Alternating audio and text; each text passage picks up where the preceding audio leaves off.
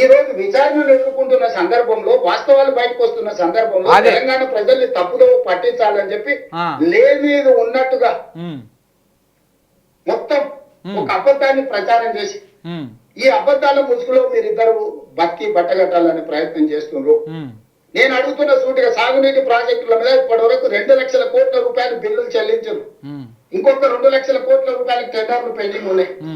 ఈ రోజు రాష్ట్ర ఆర్థిక పరిస్థితి ఎట్లుందని నేను మళ్ళీ చెప్పాల్సిన అవసరం. రాష్ట్ర ఆర్థిక పరిస్థితి బ్రహ్మాండంగా ఉంది.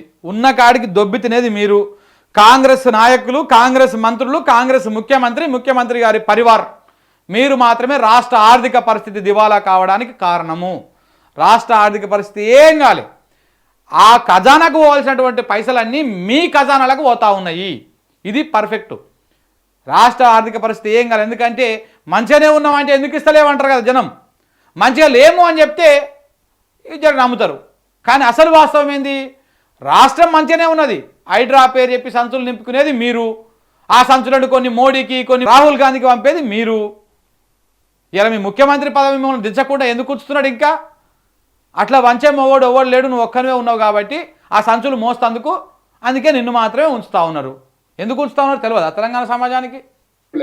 ఈ రోజు ఒక 1000 కోట్లు ప్రతి నెల సాగునీటి ప్రాజెక్టులు ఖర్చు పెట్టి ఎట్లయినా వీటిని పూర్తి చేద్దామంటే 500 కూడా ఇవ్వలేని పరిస్థితి వచ్చింది రాష్ట్ర ఆర్థిక పరిస్థితి. 10 ఏళ్ళు 2 లక్షల కోట్ల రూపాయలు ఖర్చు పెడితే 1500 కోట్లతో పూర్తి కావాల్సిన కల్వకుర్తి పూర్తి కాలేదు. 500-600తో పూర్తి కావాల్సిన కోయిల్సాగర్ గాని, భీమా గాని, నెట్టంపాడు గాని పూర్తి కాలేదు. దేవాదులు అక్కడనే ఉంది, కాంతానపల్లి అక్కడనే ఉంది, సమ్మక్క సార్లకు అక్కడనే ఉంది, ప్రాణహిత చేవల్ల ఎనారిగా మారింది. తుమ్మిడి ఎత్తి దగ్గర తట్ట మట్టి కూడా తీయలేదు. పోయి తీయరు. అది ఇప్పుడు మీరు మొదవారం 2 ఏళ్ళకేది తుమ్మిడి దగ్గర 152 మీటర్లకు ఎఫ్ఆర్ఎల్కి ఆ మహారాష్ట్ర నొప్పించి ఒక తట్టడి మట్టి తీపోర్రి. ఆ పక్కనటువంటి చప్రాలు ఫారెస్ట్ అనుమతి తీసుకోర్రి. మీరు ఎట్ట వస్తాయో చూద్దాంర్రి. ఎందుకు మాట్లాడతారండి ఇట్లాంటివన్నీ? మొత్తం ప్రాజెక్టులను గాలికి వదిలేసి ఏడ పంపులు పెట్టి, ఏడ లిఫ్టులు పెట్టి, ఏడ మా ఇల్లు నిండుతుందో అని ఒక ప్రణాళికబద్ధంగా మొత్తం రాష్ట్రాన్ని ఆర్థిక వ్యవస్థను దోసుకొని పంపులు పెడితే పైసలు వస్తాయని కేసీఆర్ ఆలోచించిండు అంటున్నావు. అంటే లిఫ్ట్లు పెడితే పైసలు వస్తాయని చెప్పేసి కేసీఆర్ లిఫ్ట్ల కోసమే ఎక్కువ ప్రయత్నాలు చేసిండు. అందుకే ఈడగట్టాల్సి దాన్ని ఈడ తీసుకొచ్చి ఇక్కడ 3 లిఫ్ట్లు పెట్టిండు అని చెప్తా ఉన్నావు. మరి కేసీఆర్ అంటే పైసల కోసమే లిఫ్ట్లు పెట్టినా అనుకుందాం కాసేపు నువ్వు అన్నట్టు. మరి కొడంగల్ లిఫ్ట్ దేనికోసం పెట్టినావు సార్? కొడంగల్ లిఫ్ట్ దేనికోసం పెట్టినావు? అది కూడా మీ సంచులు నింపుకోవడానికేనా? లిఫ్ట్లే అవసరం లేదు కదా, మీరు పేద్ద మోతేవారులు కదా. లిఫ్ట్లు అవసరం లేకుండా మొత్తం గ్రాడ్ ద్వారానే ఇవ్వాలి కదా. మరి కొడంగల్ లిఫ్ట్ ఎందుకు? ఎన్ని పైసలు వస్తున్నాయి మీకు? పొంగులేటి శ్రీనివాసరెడ్డికి ఎన్ని వస్తున్నాయి, నీకెన్ని వస్తున్నాయి? అర్థం పర్థం ఉండాలి కదా మాట్లాడేటప్పుడు.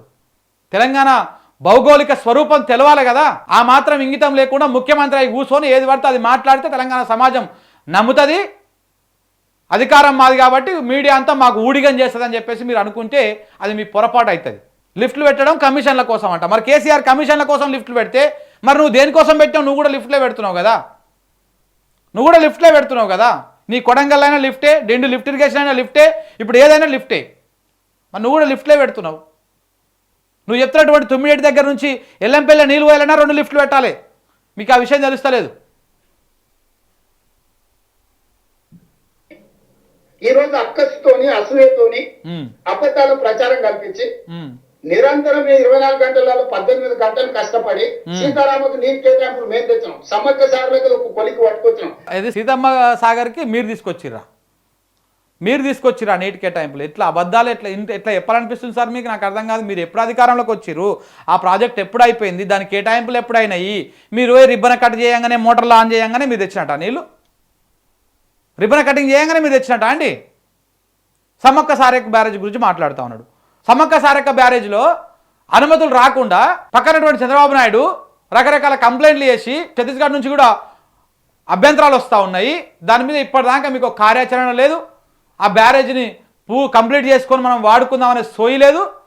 మళ్ళీ ఇంకా మీరు మాట్లాడతాం 2 ఏళ్ళకెళ్ళి ఒక లెటర్ రాయనికే చేత కాలేదు మీకు సమ్మక్క సారక్క బ్యారేజ్ మీద. ఆ మిగిలిపోయినటువంటి అనుమతులు తీసుకోనికే చేత కాలేదు. మీరా చెప్పేది?